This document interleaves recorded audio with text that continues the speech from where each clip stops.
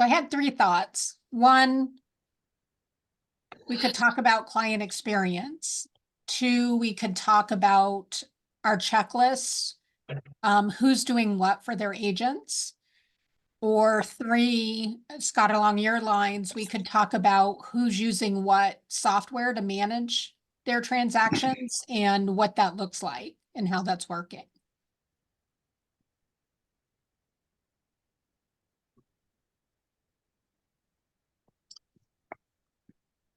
I feel like those are all pretty good topics.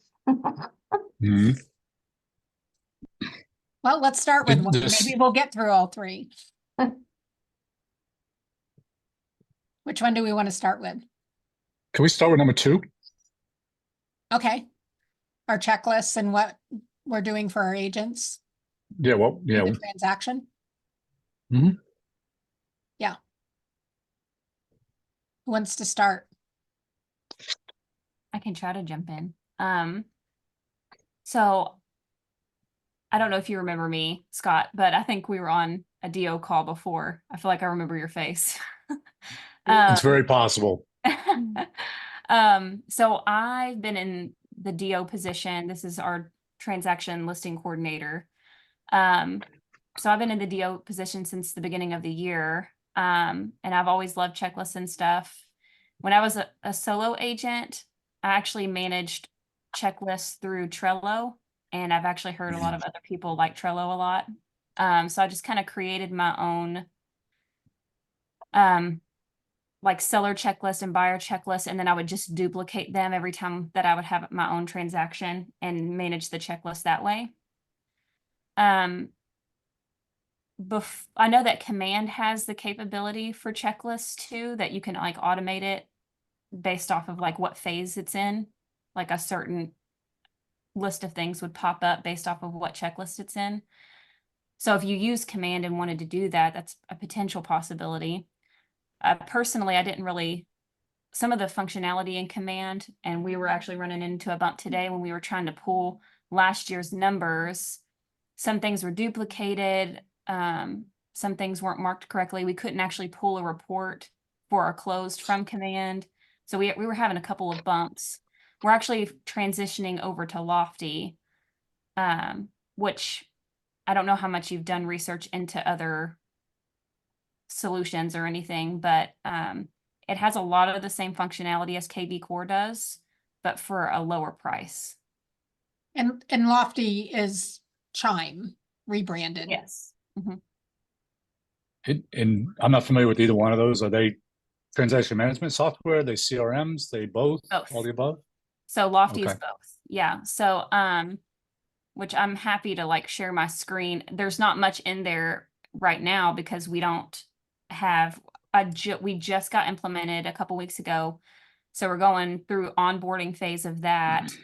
I just got our people in there, but we have a little bit of a hiccup with the transfer of everything over into Lofty, as far as who it's assigned to. So I got to get that solved. But it has, essentially you're taking each person as a lead, and you can put them into a sphere too if you don't want to work them as like a buyer or a seller. So there's phases that you work through that. It does allow for accountability with your team too, because you can actually set goals on either an individual agent level or team level. So essentially if you do an individual agent level, like if, one agent wanted to make 30K for the year, but another agent wanted to make 80K, you'd be able to track it individually. And it actually has the capability where it records calls and things like that. So each agent would actually get their own work number so they can keep like work and life separate. And if they're out, you can, easily assign them over to somebody else. Or if you wanted accountability to like listen into phone calls and see how they're talking to clients and be able to coach them on that, you can do that too.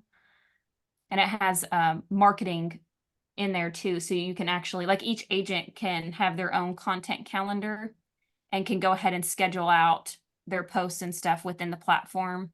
And you can create marketing and stuff for them, or there's already marketing built in that they can pull from. It depends on how much you want control over you know, when it comes to that. But there's so much, there's so much functionality in there. And it tells you too, like if you, I don't know how much you do with like leads.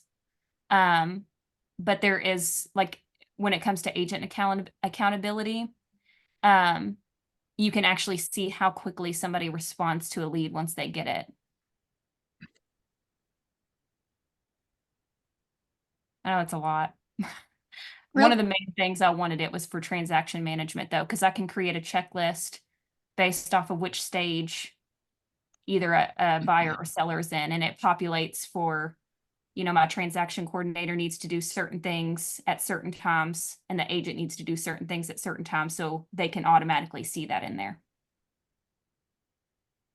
So real Just quick, curious, what tool? let's go around real quick and everyone say what they're using for transaction management. Okay, I guess I'll start. So right now we're using Follow Up Boss, but we're actually switching to Command. Because prior they didn't want to do Command, just because I guess it wasn't as functional. But sounds like there's been some updates and changes. But as y'all are switching from Command to Lofty, but it's very similar, hand in hand. But even really with that, we do have our checklist that we go through, similar in Follow Up Boss, the pre-made checklist that we have. And then we also do just for our office, we just have in general what the process should be. So that way, all the agents, the transaction coordinator, listing coordinator, they all are on board and they're really aware of what's going on so they know when to pass it off.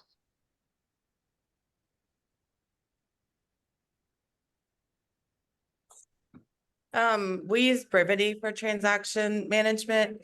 And you can create your own checklist and then assign them out. So I have certain tasks assigned to my listing VA and certain tasks assigned to my transaction VA.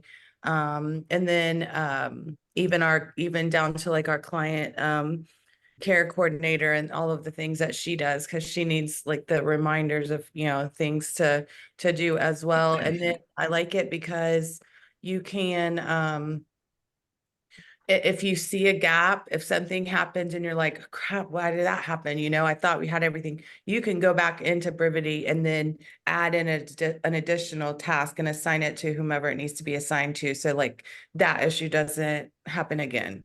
So it seems to work really good for our team. Oh, and it's just that I have access to that. The agents don't have any access to that. We use Sisu through and through. Everybody has access. It's customizable. It's pretty user friendly. But Sarah, the ops manager, created all the checklists that we use. But then if I need to add certain tasks that are more circumstantial, I can go in and do that. And then I just use those checklists. The agents do have access to them, but they don't tend to look at them. They're more for me. I have found out that a couple agents didn't know that they could see them. So we made that clear that they can see what I've actually done with the clients and what still needs to be done. But it's pretty user friendly. Everybody has access, and very similar with the Brevity you said.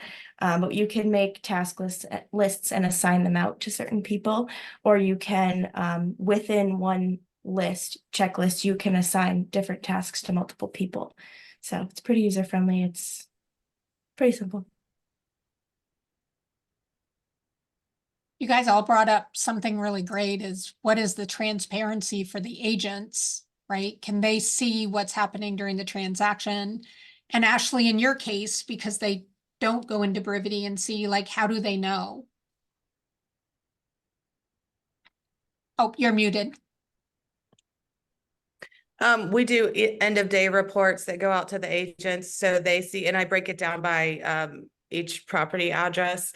And so they're able to see what all was accomplished during their transaction, who I talked to, who I emailed, what I emailed them about, you know, if I spoke with the lender. I mean, it's extremely detailed, and it seems to work. It seems to not give them a reason to ask me questions like, hey, did this get done? You know, because, and then if it's in the EOD, well, if they actually read it too, that's always a plus. So, but yeah, that's how it works for us.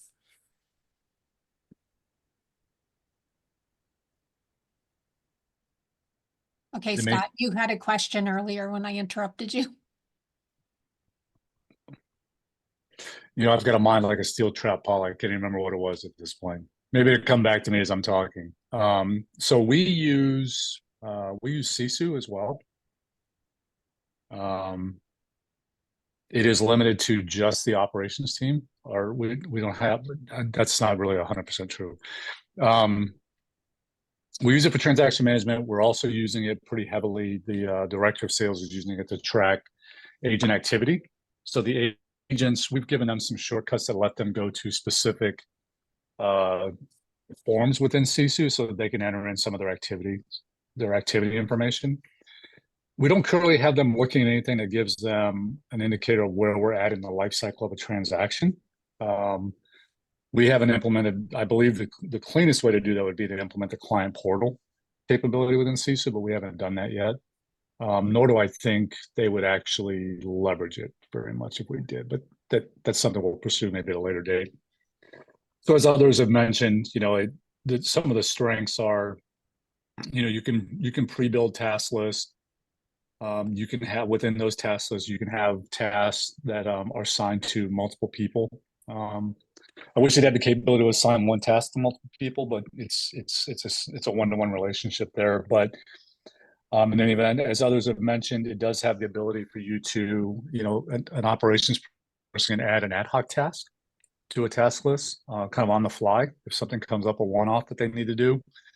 And then we have weekly process improvement meetings that if something like that occurs and it's something that we feel should be embedded in a task list going forward, then that gets brought up and we update the master task list accordingly.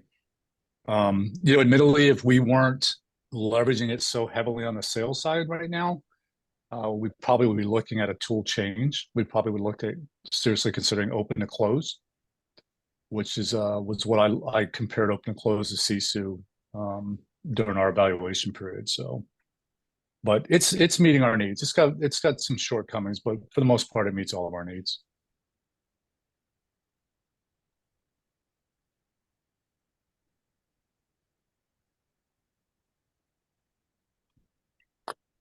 So what are you guys doing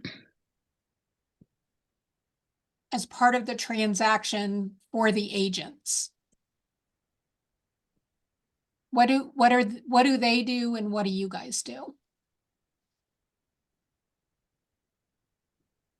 Whenever I was reevaluating, because I had my own checklist whenever I was a solo agent to do, everything's on your own. So I went through that and tried to keep it to where, like what you had said, that they only really need to be worrying about appointments and contracts and negotiating. So tried to offsource pretty much everything else to the transaction coordinator and figuring out how we needed to make that work. So in our checklist, we have to use Google for everything. So we're building like a Google form, just for example, with our closing items, like for a closing gift, because our team does that for our clients or for our agents. And we want them to be able to customize it because we still want to give the personal feel to our clients that we're picking something that they would like. So they're able to go through and fill out a form by they have a checklist item that says complete the checklist. They click the link and it takes them to the form and they complete it for that property. And then that way our team can work on it on the back end. It's nothing that they now have to reach out to the agent, go back and forth with working something out. That's just something that they can fill out whenever they are available. And then they can get it. Our team can get to it whenever we're available too. So do you guys have a timeline of when that, like for that specific instance, like they have to have it to you by a certain date or it doesn't happen? So I think we had talked about that. And Yeah. I think we had decided, was it at least a week before? well, so if Yeah. we're allowing them to do personalized items if they want to, However, the person that does our gifts needs to have that, she said, by like a couple days before minimum, but obviously we want to get that to them ahead of time, like way sooner. The checklist item, there's not much when it goes under contract that they have to do. As soon as it goes under contract, that's a task that gets assigned to them automatically. So it As should soon be as- something they get to pretty quick, but there's not like an expiration date. It's just they can filter by like, you know, their important task or go into that specific transaction and see what they need to do. That was the thing. So I actually had follow-up boss, myself personally, but that was the thing that I didn't necessarily like about follow-up bosses. It wasn't like the checklists weren't transaction specific. That was something that they had in the pipeline to do one day, but really it was just like a drop list of a bunch of tasks. Yeah, that's And- the only thing that, because it's like my overdue tasks are like this. So long, yeah. It's hard to filter to which ones are like most important and what's to what. So I know it's contact level versus transaction level for your tasks. Right.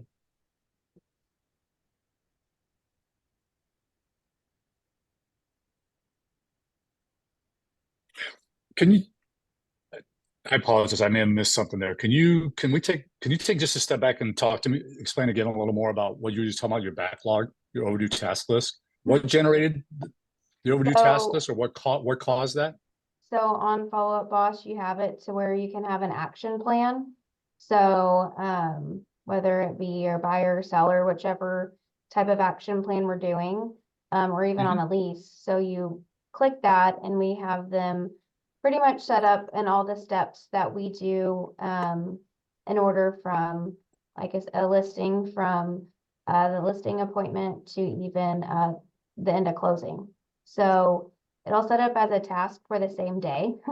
So everything, if it's the 13th of February, so if I did it today, it'll show up tomorrow that I have all these overdue tasks. So you can go through your task, and you have each of your clients and it has the different, kind of like the next steps that we're going to do, but it's not necessarily due at the moment.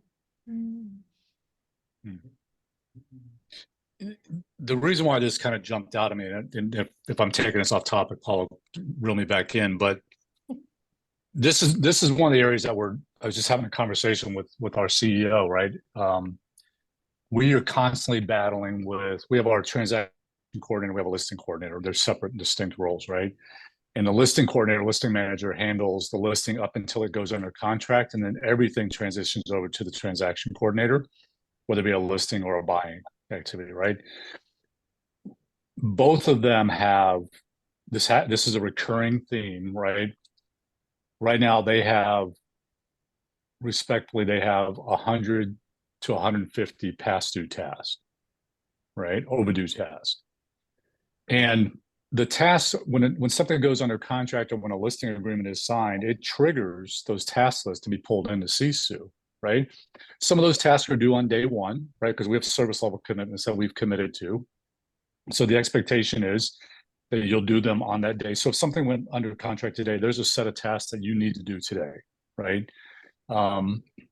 If you have 3 contracts go today, there's 3 times as many tasks that need to be done today. Similarly on the listing side. In any event, we've tried repeatedly to go through and we'll do these mass cleanup activities, right? Hours and hours spent, and I'll jump in. Sometimes at one point I spent like every evening for a week catching up overdue tasks for each of the individuals. We keep going right back to that same cycle. And the downside is, one, they're missing things because some of those overdue tasks, they didn't get done, right? 2, it renders in CSU, they have what they call a task manager view that lets you see across your entire portfolio the tasks that are due on that day, which is awesome, right? That was one of the powers of the tool that I really loved, right? Well, when you have 100 to 150 overdue tasks, that task manager view becomes pretty much useless at that point. You don't even know where to jump in and start. So we've been battling this since I joined this team, right? Even before we had a tool in place and we were doing it on a manual checklist. I'm wondering if others are experiencing, regardless of what tool you put in place, are you still are other teams experiencing similar situations where you're constantly battling this huge backlog of overdue tasks and trying to manage it down? So That's we my use Sisu call. too, and like Sarah designed all of our task lists, but she assigned dates to everything. So when I go into like our pending listing tab and I fill in that like the EMD is due in 4 days, the task automatically will change that this is now due in 4 days. It's not due today. Right. Sarah would have to elaborate on that more because I didn't set up the list, she did. But ours, I tend to keep mine, my overdue tasks very low. I think today I maybe had one, because I'm able to go in and switch the dates and make sure, especially with things that are moving around, any dates that are changing, I can manually change that certain checklist or that task to be due in a few days instead of today or tomorrow. And Shannon, remind me again of the volume you're handling. What's your, how many units did you guys do last year, for example? Oh, so almost 200, I believe. I've only been with them for 7 or 8 months now. So I started halfway through the year. So I believe they were up around 200, but I don't know for sure. And are you managing, are you the transaction manager of the deal? I'm You're managing- transaction coordinator and listing manager.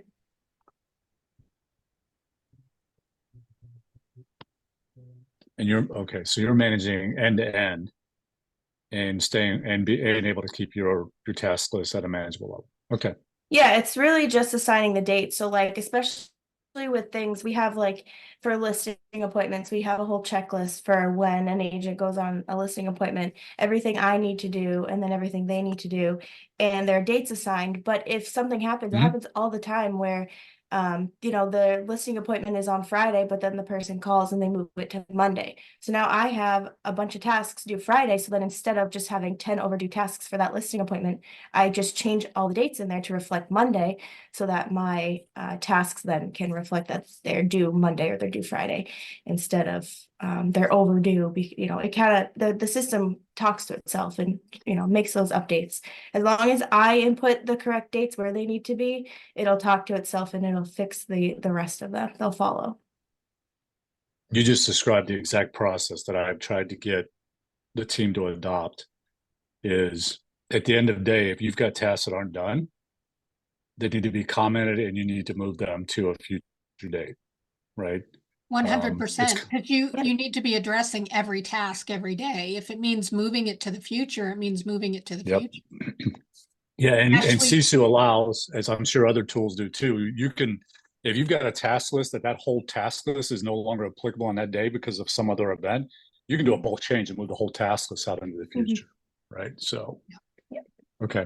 Ashley, I think you ran into this same problem quite a while ago, right? Like a year or two ago. Yeah, because I didn't realize that you could change the dates on the task to match the transaction. So once I did that, it got a lot easier and you didn't have like the backlog of the tasks and everything. Hey guys, sorry, I'm just jumping in. Ilham here. We exclusively use command, so I'm not quite sure what the Sisu is. How do you spell it? Is it like task management or is it? Yeah, it's SISU, and it's just another, it's like command, but it's a paid CRM / transaction management system.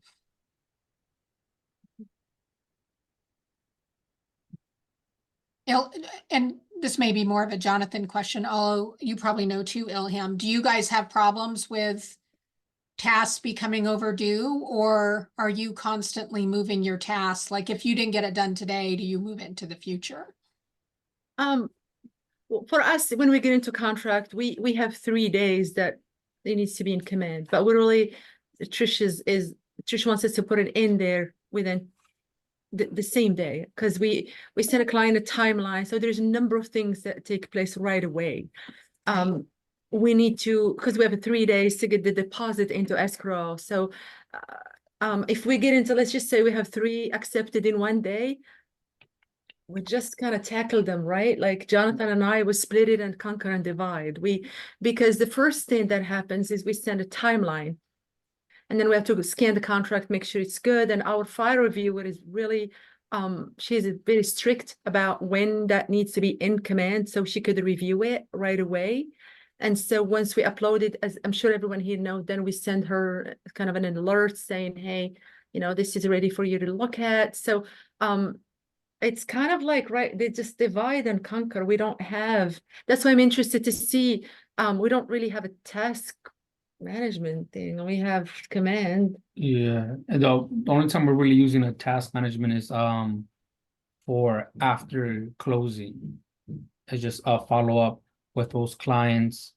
But the day-to-day operation when the escrow is still open, I mean, just mostly using our Checklist. calendars, checklists, Yeah, and the timeline. and using Okay, so you guys are still doing a lot manually. Yeah. So we'll look into it. Sisu will look into it if it's yeah. We have looked into in the past Chime, and it kind of looked impressive, but as I'm sure to share with you, Paula, that we're really trying to embrace command here on the team. Just it's good. It has everything we need, I think.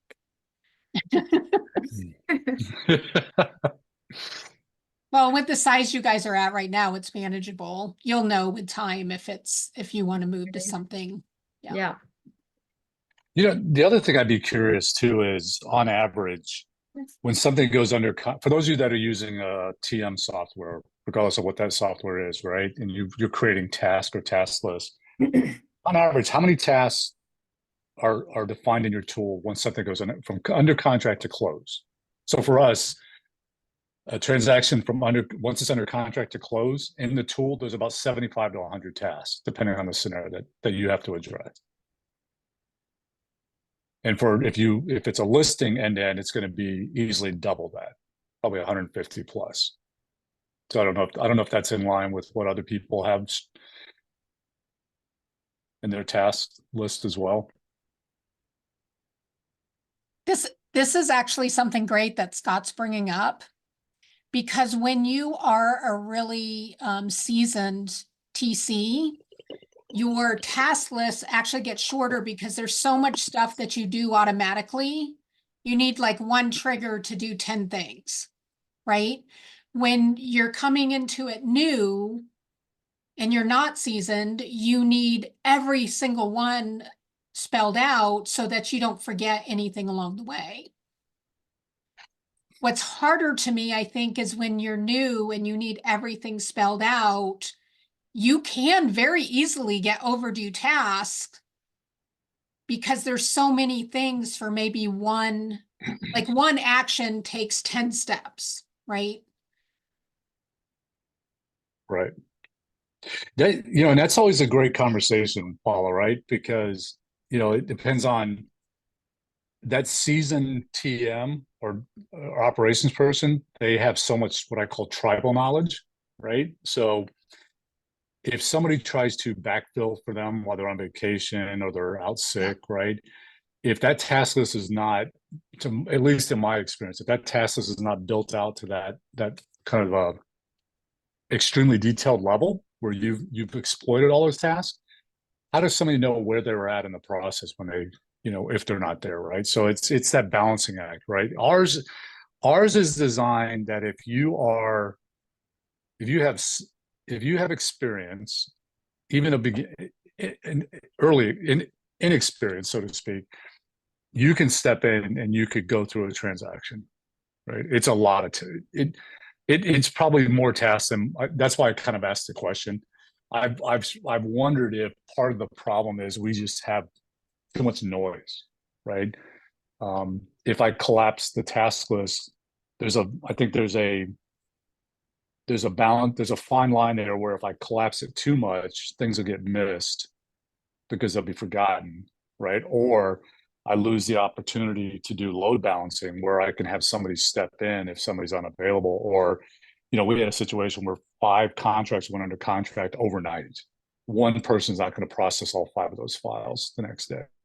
So we had to split that up, right? Yeah. The people it got delegated to are varying degrees of experience level, right? So that's where the detailed task can.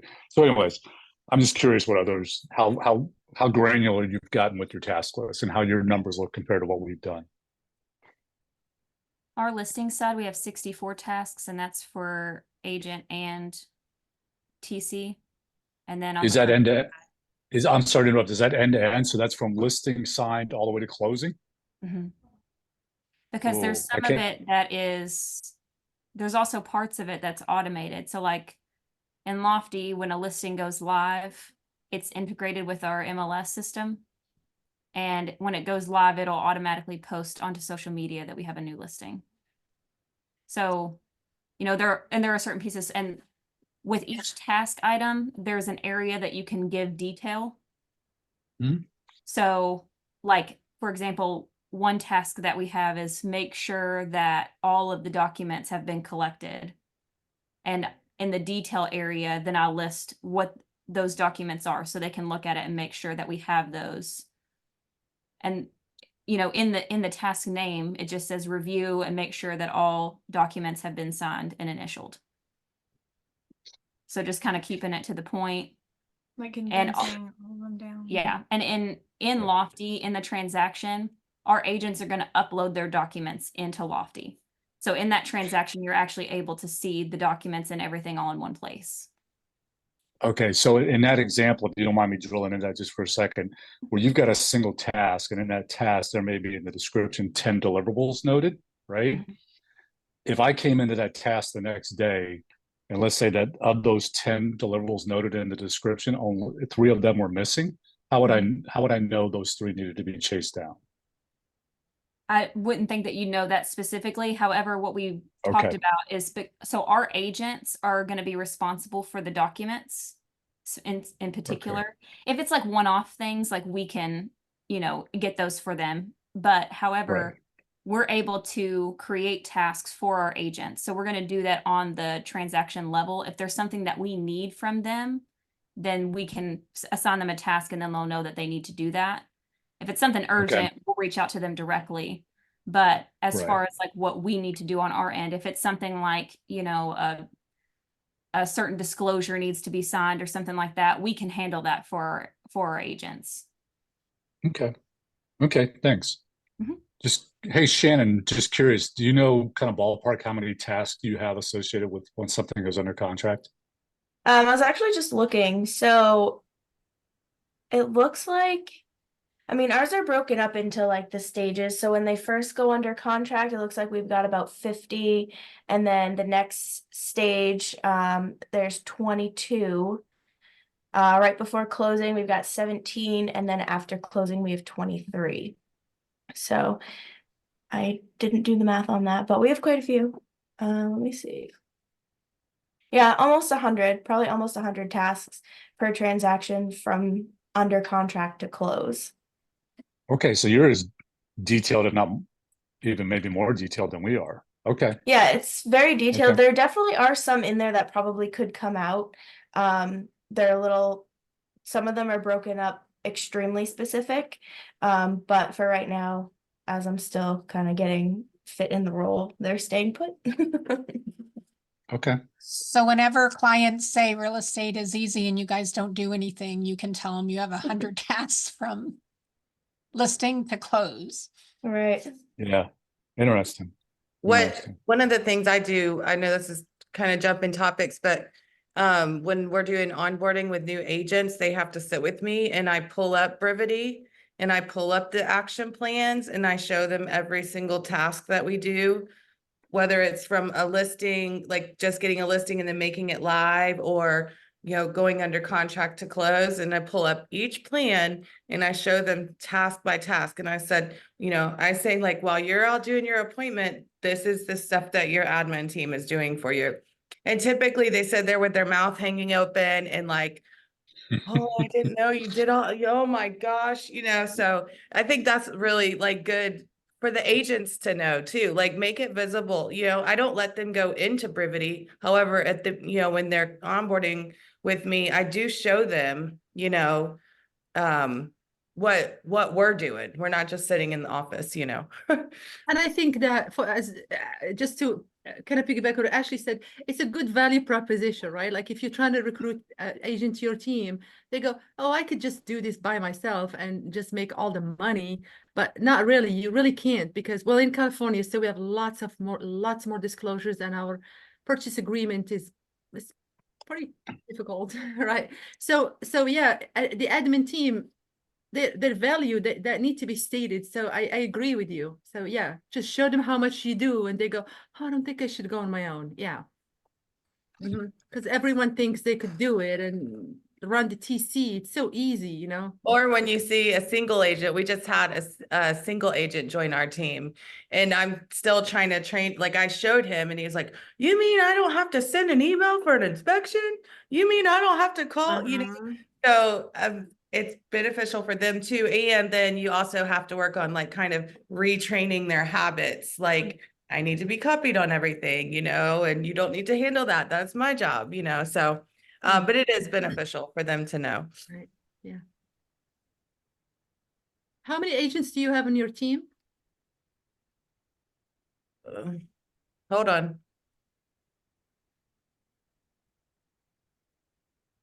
I think we're at 6 right now.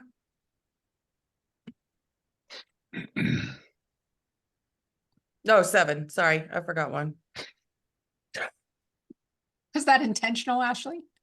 Well, he has red hair. Maybe I referred to him as a redheaded stepchild. I just forgot about him. No, I'm just kidding. I love him.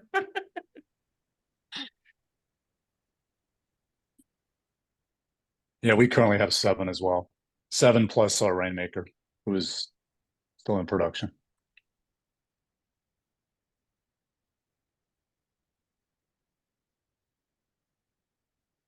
It's interesting to see the different approaches that, you know, that there is no one size fits all, right? It's the varying approaches, and they work. The culture plays a big part in that, I think. Seems like. Yeah. So. Yes, Yeah. Brittany was looking at going from Command to Lofty. That's one of the things we talked about, right? There is no CRM out Mhm. there that is perfect, or we'd all be using it.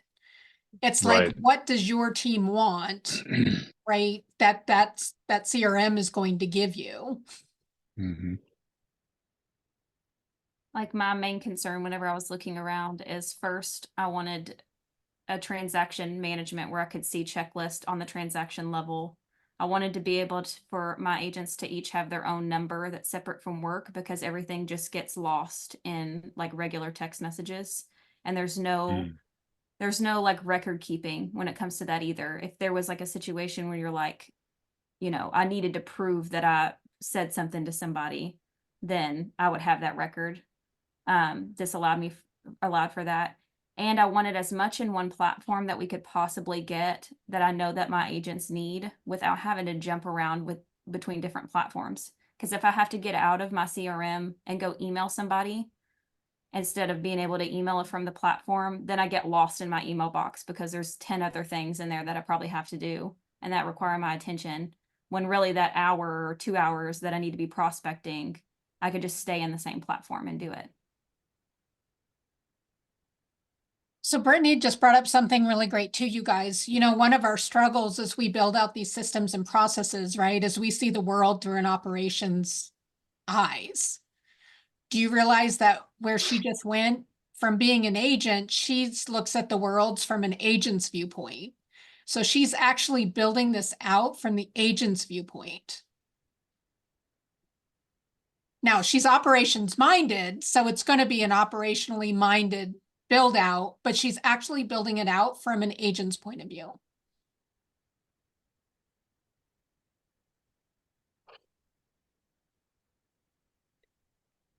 I think what we're all trying to accomplish here is just time management, so we can actually like, right, free up time to do, because I agree, having to go log out. Brittany, you might want to look into SkySlope. It's a platform that we used to use, and then we moved to Command because of Rainmaker is very colorized. She really wants to do what Keller Williams is recommending, which is fine. But so SkySlope used to be able to do the checklist for TC, and then you can email from there, and it's proof and it is log. So just if you want to look at it, it's out of Sacramento. So I don't know if they do other states. I'm assuming, yeah. It's called Yeah, I had Sky Sky Slope. Slope. So you Yeah, I had know. Sky Yep. Slope before with the Okay, previous I like brokerage, it. but it was mostly, we really only ever used it for document Oh, no, it's storage and check- mapping for it's that TC. kind of checklist Yeah. stuff. Yeah, Yeah. that we Mm. use it for exclusively for TCN, transaction management and email, the other TCs, and it was great to just pull up an email, the date, what was said, and everything. So Yeah, yeah. I don't think you were at the beginning. We actually integrated into Wafty for that. okay. So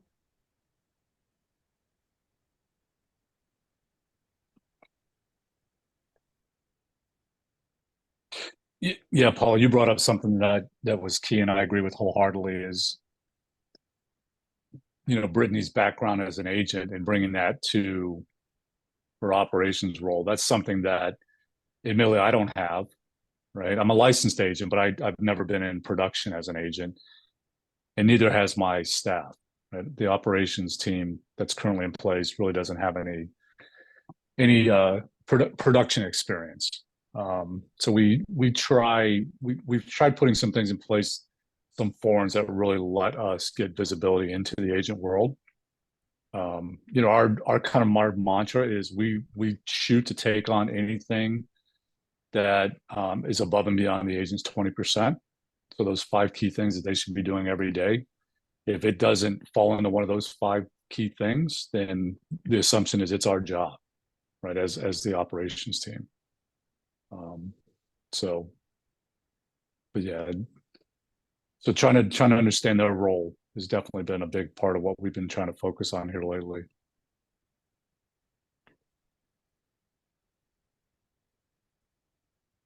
Yeah, And with we that- need to, as we build things, we need to be mindful not to overcomplicate them.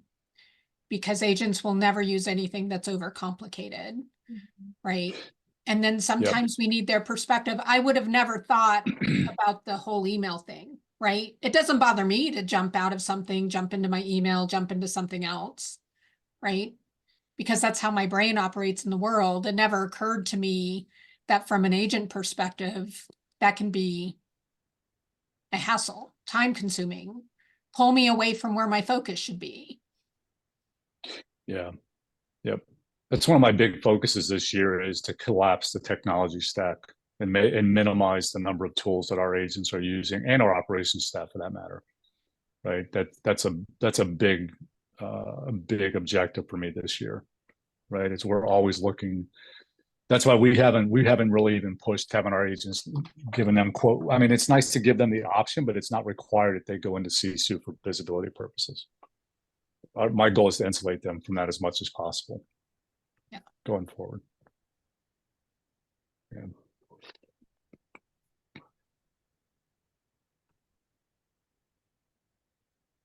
I think that's the other part of the visibility to our agents. Some agents really want it. Some agents could care less, right? And then there's everything in between. So when you build out that visibility, you really have to build it out in such a way that no matter where the agents are on the spectrum, they'd be happy with the visibility they're getting.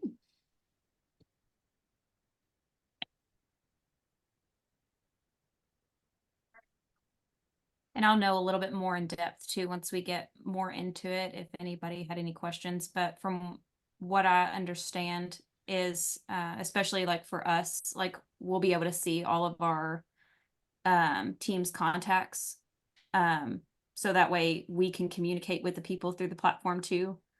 And for every contact, our agents can see our communication with that contact. And we can see their communication with the contact. We don't have to like worry about stepping on anybody's toes. If they use the system. Right. Yeah. Which it'll be in there if they're using that number. That's their work number. So it all automatically tracks. So ideally, the only number the client has is their work number. Correct. And we have a company, like we'll have a company number too. Yeah. But like Haley will have her own number.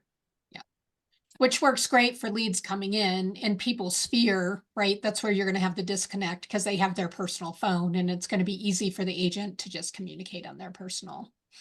Yeah, which I did that with Follow Up Boss. My number will pull over from Follow Up Boss.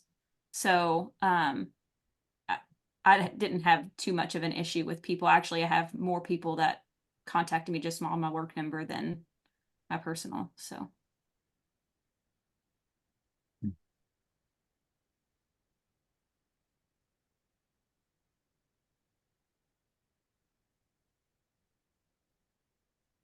Okay, we got 2 topics covered. Are we going to get the third?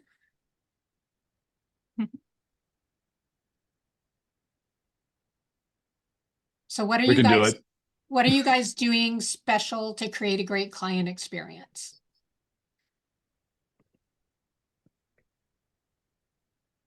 Ilham, you and Jonathan, because it's part of what you do, you don't realize what you do, but what you do is very unique. So Ilham, explain what your listing process looks like. And mind you guys, she's in California, right? So they do a large volume with smaller unit number. So last year we did 40 units and our volume was 40 million. So so for us listing wise, so once once we have a listing, I go to every listing appointment with the Rainmaker. We go together. So that really we prepare a beautiful listing presentation, all the listing documents, but I go with her because as I'm sitting there with the client and we're taking the listing, I'm already making appointments for inspections because we do before we have a listing on the market, we have already the past home, we got if they need to go pool, roof, whatever that. So that happens at the same time. So as I'm sitting there, I'm also creating a timeline for the listing. So we get the photography booked. If I could get all those appointment done during that visit. And again, I'm not focusing on the client. Trish is talking to them about the market. We take a really detailed market analysis. So we talk about that, our team, our value proposition and what we can do for them. So we do that. And then as I'm doing that, I'm also making these appointments. So before we leave, often I have almost all the appointments made.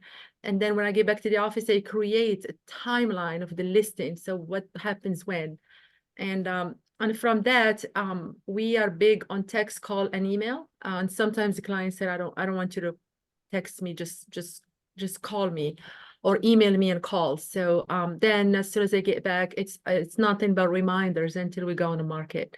Today you have an inspection, the photographer is coming, our stager is gonna do walkthrough, you know, our if they don't need the stager, then we take her as an organizer.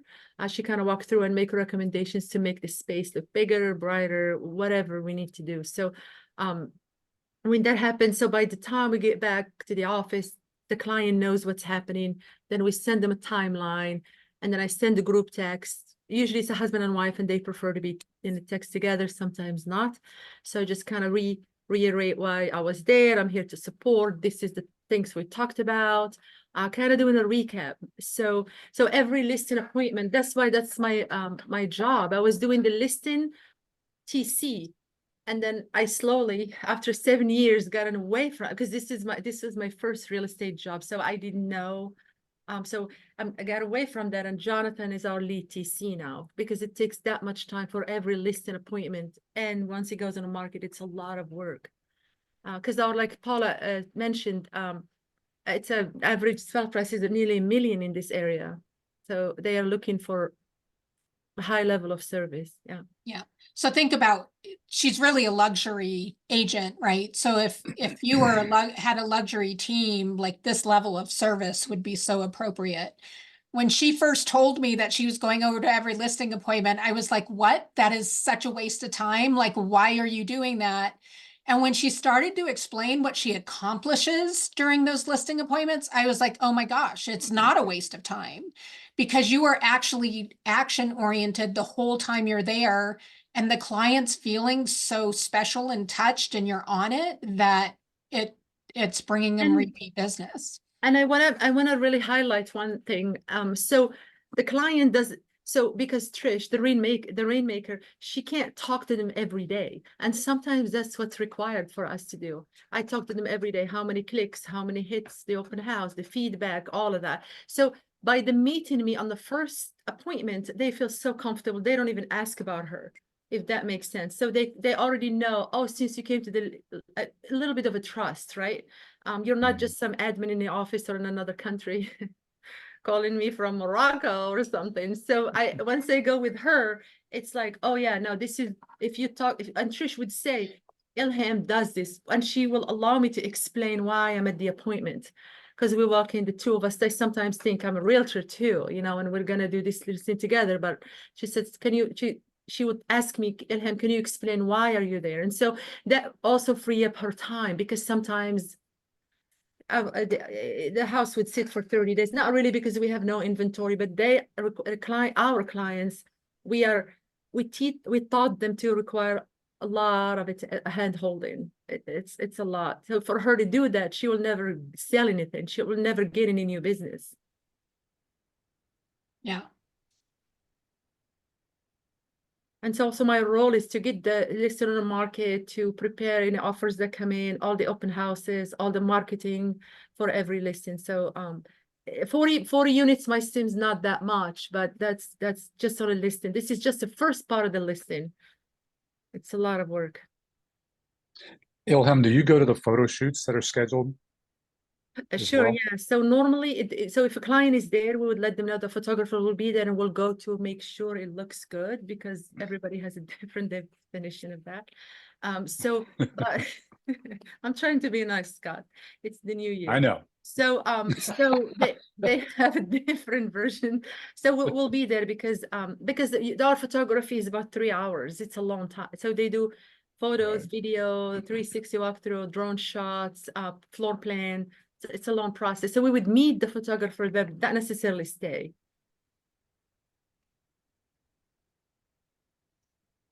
Yeah.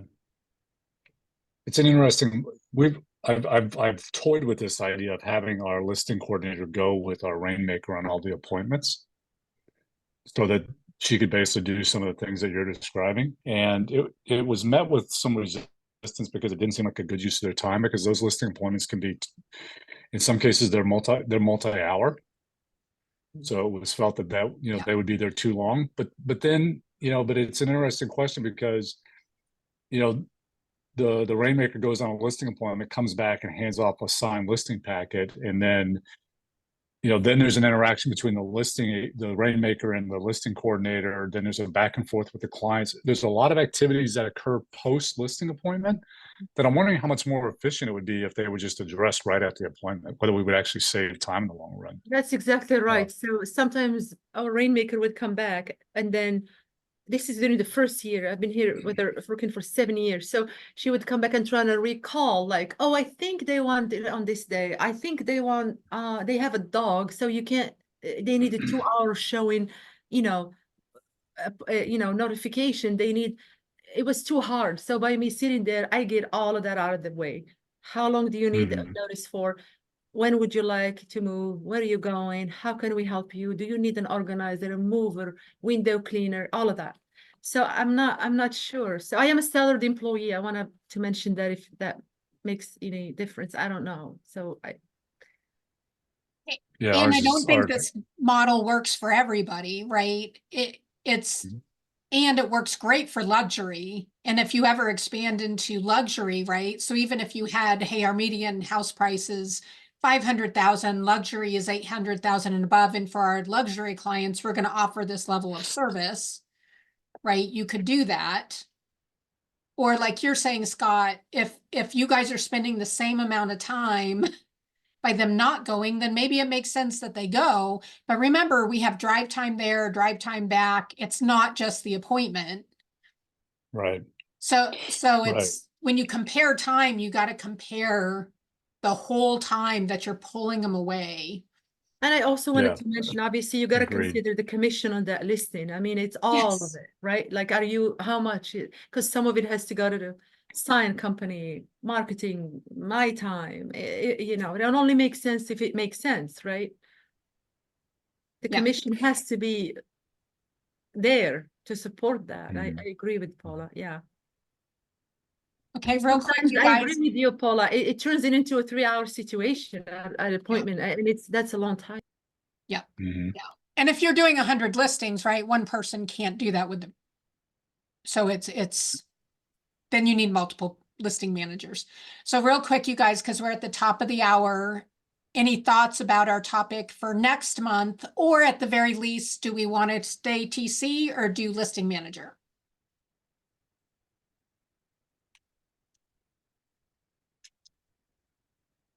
I think we should do listing manager. Okay. Yeah. Is everybody else okay with that? Works for me. That's fine. Okay. Any thoughts on topics on the listing manager side?